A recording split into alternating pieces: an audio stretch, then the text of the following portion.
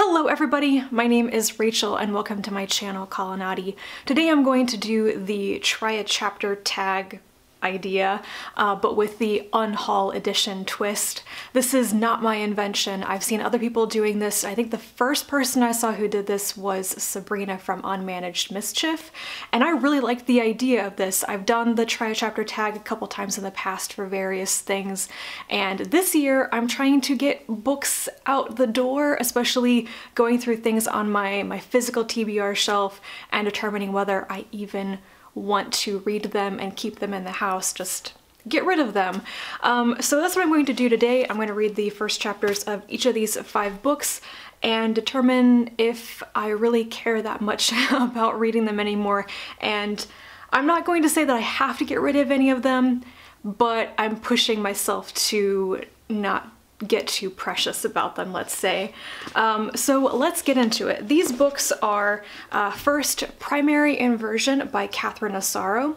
I believe this is her first book or the first book in the Skolian Empire series, and that's why I got a copy when I found one, because I read the 6th book in this series, The Quantum Rose, I think, which I think it won the Nebula Award, or maybe the Hugo Award, one of them. I read it for my Hugo and Nebula Award winners project, and it's still known as a 6th book, okay, but I always thought I should go back and try the first book in the series. So what does this even say on the back? Do I want to read this? The Skolian Empire rules a third of the civilized galaxy through its mastery of faster-than-light communication. But war with the rival empire of the traitors seems imminent, a war that can only lead to slavery for the Skolians or the destruction of both sides. A desperate attempt must be made to avert total disaster. Well, that's interesting, a description that doesn't even mention any of the main characters, so, war, okay. The next one is Grim Space by Anne Aguirre.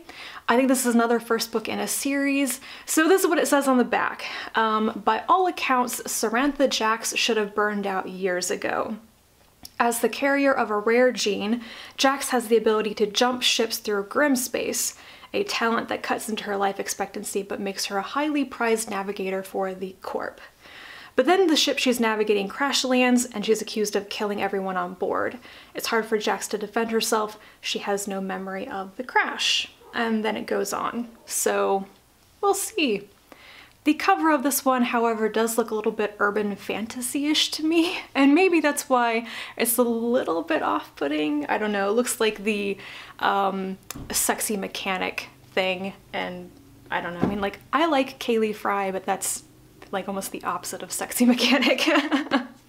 Next up is Kay Kenyon's The Braided World. This one, I don't remember why I bought it, probably because Kay Kenyon's name came up at some point. I think Thomas from SFF 180 did a video about one of her books, but not this one. Blah blah blah, come find what you have lost. Heeding this cryptic message from deep space, the crew of the starship Restoration journeys from Earth to a distant planet, hoping to find humanity's lost genetic diversity. Okay, I'm intrigued.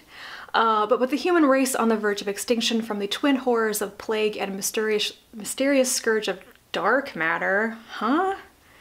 How can an alien world harbor any remedies for Earth's declining populations? I don't think that's what dark matter is, but okay. The first bit of that got me.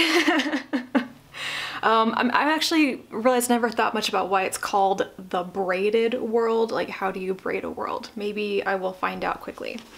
Number 4 is Camera Obscura by Lavi Tidar. This is the 2nd book in the Bookman Histories series. I just this past week or the week before finished reading the first book called The Bookman, and I had issues with it, but I had bought the 2nd book like over a year ago just because it had Tidar's name on it.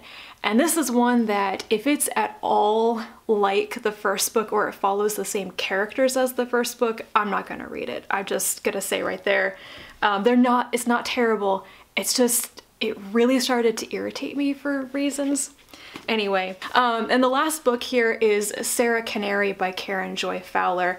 This is the book that doesn't have a description on the back of it. I literally don't know what it's about. I've only bought a copy in the past because I know it's supposed to be in the SF Masterworks lineup, and I'm trying to read all of the books from that line that are by women. So I don't have the SF Masterworks edition. It might be out of print, but yeah, I just need to start reading this to find out what it actually is about, because I've somehow avoided all the descriptions of it. But I tend to think of Karen Joy Fowler as more of a literary SFF writer. She's kind of well known in both the literary general fiction camp and the SFF camp, which is interesting. There are not a lot of authors like her that seem successful in both. So I'm not sure I've formed my own opinion about her work, because I've only read one of her novels, We Are All Completely Beside Ourselves, but Sarah Canary seems to be the other big one that comes up sometimes. So alright, here I go. I've got nothing to do for like the next 3 hours, so we'll read first chapters and then get back to you on what I think. Alright, I've tried 2 of them so far, Primary Inversion and Grimspace.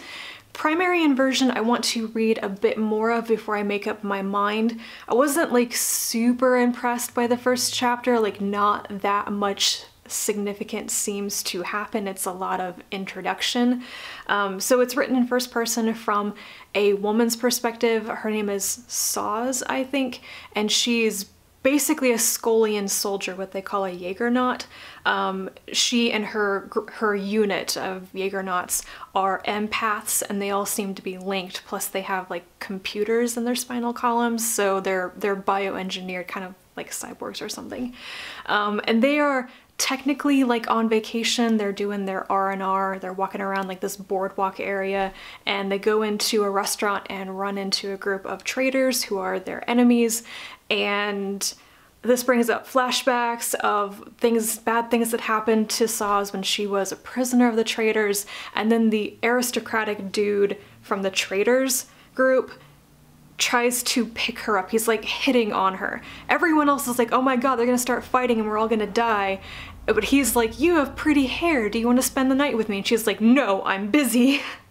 And she thinks there's something kind of off about him. He's not behaving like she would expect from an aristo trader or whatever.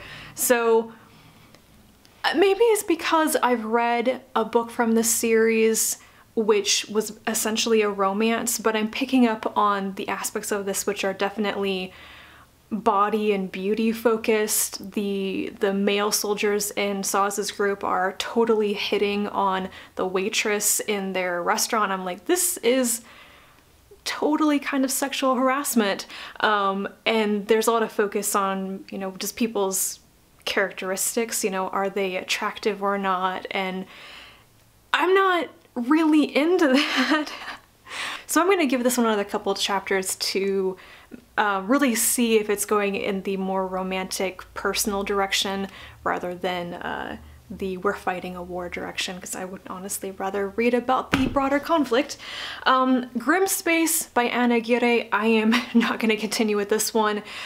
This is essentially your very cliche tough woman is getting a psych eval after surviving a horrible event, and she's a smartass, and she gets rescued from this corporation facility by a mysterious man, and it's such a cliche. I could predict everything. I actually read the first 3 chapters because they were all very short, and I was like, I've read this before. I've totally read this before, and I don't need to read anymore. So that one is going on the donate pile to take to the library. And now I'm off to go read the next couple. And I'm back with the next 2, which are The Braided World by Kay Kenyon and Camera Obscura by Lavi Tidar. Camera Obscura is really easy. I'm not going to read this. I was so bored by the beginning of this. I really thought I might like it better because it has a different type of story and a different protagonist from the first book. And the protagonist of the first book is what just drove me crazy.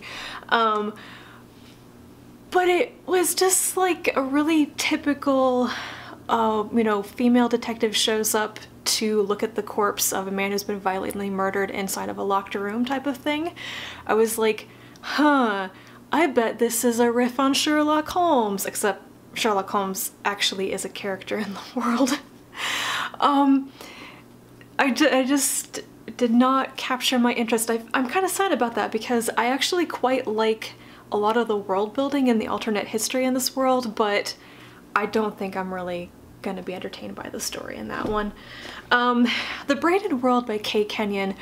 This is a trickier one because what I was really interested about was like the journey from Earth to this other planet to investigate a message, and the actual building of the ship and setting out on a mission and all of that doesn't really happen in the beginning. There are two prologues to this, which are basically a rich older woman, a former singer, invests her fortune to build a spaceship to go investigate this message that diverse human genetics have been found somewhere else, and they really need more genetic diversity because science stuff I didn't think was very realistic.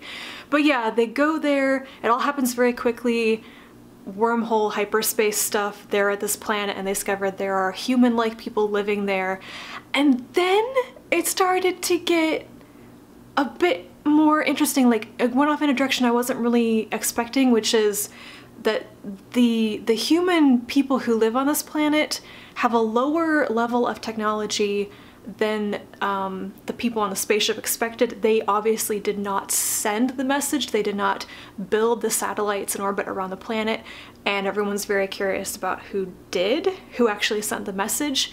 But these people, they have a very different way of reproducing. There's something here about how people reproduce, and genetics and genetic diversity and sexuality and like sexual taboos not being the same in the different societies and stuff.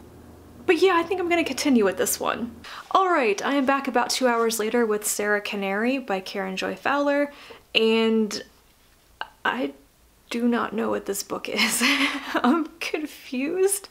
Because all that happens in the first chapter is that a white woman walks into a Chinese railway workers camp at the end of the day, and they don't know if she's a mad woman, insane, or a prostitute. The young man there named Chin, who sees her first, has like this initial thought like, oh, she's a ghost, like a ghost bride, or she's an immortal who's come to test them, and if they treat her right, they'll get riches or something.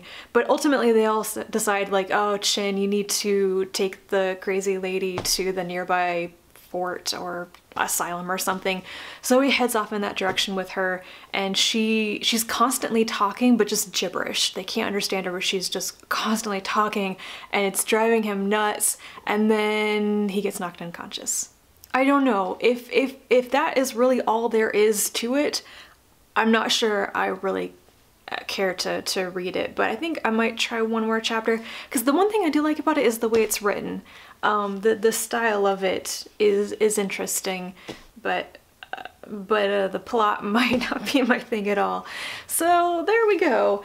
That's not like super great for a batch of 5 books where 2 of them I'm like, nope, and 3 of them I'm like, I'll give them a bit longer. I have a feeling that these 3, Primary Inversion, The Braided World, and Sarah Canary, I could get a bit further into all of these and decide to still like DNF them and get rid of them, but I think they are worth a little extra time.